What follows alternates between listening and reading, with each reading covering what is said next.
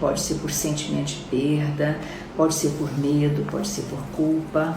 Vários fatores fazem com que um genitor não se sinta bem após a separação, que sempre a alienação parental acontece após uma separação, após um divórcio, e que esse filho passa a ser como se fosse assim um depósito daquela raiva, daquela mágoa, daquele rancor. Aquele filho passa a receber toda essa informação, né, essa carga de informação.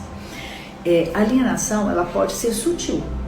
Muita gente pensa assim, a alienação é xingar o pai, é xingar a mãe. Não, não é xingar o pai, não é xingar a mãe. Isso não é alienação. Inclusive, é importante dizer que para definir, né, para ter um diagnóstico claro de que é uma criança alienada, se aquela família tem um problema de alienação, é uma avaliação muito cautelosa, uma avaliação que os psicólogos fazem, psicólogos especialistas nessa área, que é uma área psicojurídica, que é uma área que envolve também muito conhecimento sobre relações de família, muito conhecimento sobre desenvolvimento de infância, de adolescência e muito conhecimento também sobre psicopatologia e sobre direito de família. Então, é um psicólogo, é um profissional que tem que estar muito amparado por todos esses conhecimentos para diagnosticar alienação parental. Ela pode ser sutil. O que a gente chama de uma alienação parental sutil? É quando o alienador, o genitor alienador ou a genitora alienadora, né, ela fala para a criança assim, olha, seu pai não pagou pensão. Eu acho que é bobagem você ficar, né, ele fica querendo levar você no parque, levar você na casa dele, mas ele não paga pensão. Nós estamos passando dificuldade aqui, ele está atrasado. Olha, você está sem tênis novo, eu nem posso te matricular numa escola boa porque o seu pai não paga. Então, são formas de depreciar o outro, de falar mal do outro, que às vezes não é um xingamento. Eu digo que isso é uma alienação sutil. É uma alienação que ela não é muito explícita, ela não é muito clara, né? Então, outras vezes é dia da visita do pai ou da mãe, né? Que vai chegar para buscar a criança, vai levar a criança para algum lugar, vai passar final de semana.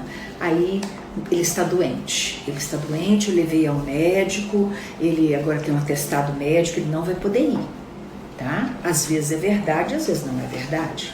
Olha, ele prefere ir hoje para a casa do amiguinho que está fazendo aniversário, ele foi convidado para aquele aniversário. Então, se ele for ficar com você, como é que ele vai para o aniversário? A criança está ali, né? Nossa, eu sou obrigada a ir para o meu pai, eu vou perder o aniversário. Nossa, a criança está recebendo essa carga de informações. Então, isso aí é uma alienação sutil, tá? Uma difamação. Então, não é uma coisa explícita. O profissional, para detectar isso, ele tem que entrar nessa família para ele compreender como é que isso é feito, tá? E às vezes o próprio genitor, ele começa a acreditar em tudo que ele está dizendo e se fazer de vítima também. Dizer assim, né, a genitora, né, olha só, eu não posso ficar com você porque eu tenho que morrer de trabalhar, eu tenho que ter 3 empregos, porque o seu pai não ajuda em nada, tá? E a criança vai alimentando aquilo até o dia que se começa o processo que a gente chama de síndrome de alienação, que é quando a criança adoece.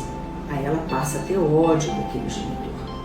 Aí algumas pessoas se consideram vitoriosas. Oba, vingou bem, deu certo, minha vingança deu certo, consegui, né? Outras vezes essa alienação pode ser bem escancarada, tá? Tem uma alienação assim, né, que a gente chama de escancarada, bem assim, né?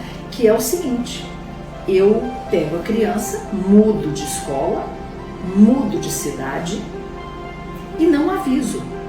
Esse pai passa meses rodando, procurando o rastro dessa criança, dessa família, dessa ex-mulher, né? E não consegue, porque ela sumiu. Até que encontra, passa 2, 3, 4 meses.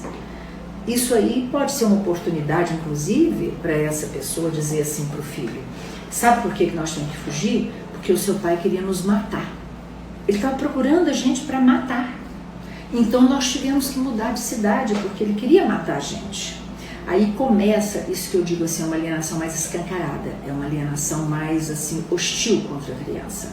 Então começa a preparar a criança para sentir muito medo daquele genitor, daquela genitora, muito horror àquela presença, porque aquela pessoa é maldosa, ela vai causar um dano, né? Então tá, como que fica os filhos, né? Então tem essa, a criança começa a se sentir como vítima, tá? Ou adolescente, começa a acreditar, que a gente chama de implantação de falsas memórias, começa a acreditar que realmente aquele pai ou aquela mãe são perigosíssimos. Porque, lógico, quem está me protegendo é a minha mãe aqui, ó, ela que está me cuidando, ela não está deixando meu pai me matar, ela está fugindo, né? Ela está escondendo, ela foi na delegacia, eu fui no conselho tutelar, ela contou tudo lá no conselho, eu fiquei assim, né, impressionado, minha mãe contando. Um dia ele passou na porta da casa dela, desceu, xingou palavrões, eu não vi, mas a minha mãe viu. Aí da próxima vez a criança chega e fala assim, meu pai chegou um dia lá na porta e gritou na porta e xingou palavrões lá na porta. Aí o profissional pergunta, você estava lá? Estava. Você viu? Vi. Por quê? Porque a criança quer apoiar o genitor alienador, tá? Ela se torna cúmplice, ela se torna uma apoiadora, ela passa a ser uma criança alienada. Quando a criança já está neste ponto, que ela já começa a acreditar na implantação dessas memórias, começa a acreditar nessas histórias, né? E começa a rejeitar o seu genitor, a sua genitora, a situação já está muito difícil. Geralmente é o que aparece nos processos, nas varas de família, né? Processos de 1000 páginas, processos de 2000 páginas. O que é? Vem cheio de boletins de ocorrência, cheio de denúncias, cheio de coisas de difamação contra o outro, né? E essa criança vai ficando, esse adolescente vai ficando envolvido por aquelas histórias e vai ficando cada vez com mais medo e vai criando um problema. Bem, o que nós vamos falar aqui é como é que fica a mente, como é que fica o comportamento dessa criança, né? Essa ferida causada pela alienação parental, ela vai durar a vida inteira. Ela pode, futuramente, se houver uma reconciliação com o genitor, a criança vai poder ter uma chance de rever isso, mas vai ficar o trauma a vida inteira. Nunca mais sara. É por isso que nós, psicólogos e terapeutas de família, terapeutas de criança e adolescente, nos preocupamos tanto. Porque a gente recebe, eu já recebi uma vez uma senhora com 80 anos de idade, chorando, os filhos inclusive que trouxeram, e o grande drama dela era que ela estava vendo, vislumbrando já o fim da vida dela, com 80 anos, e ela nunca, desde 10 anos de idade, não tinha visto a mãe mais. E a mãe, houve uma alienação parental, porque o casal havia rompido, e esse pai proibiu essa ex-mulher de aproximar. Eram famílias antigas, de cidade interior, e essa mãe tentou algumas vezes chegar na cidade e aproximar dos filhos, não foi possível. E essa senhorinha então estava com 80 anos, muito deprimida, muito chorosa e lamentando que a vida inteira ela procurou o destino da mãe, saber onde a mãe tinha se mudado, onde a mãe se enterrou, e nunca soube. Nunca descobriu o paradeiro da mãe. Então ela ia morrer com a falta de ter reconciliado com essa mãe. E a mãe só havia magoado o próprio pai, nunca havia magoado os filhos.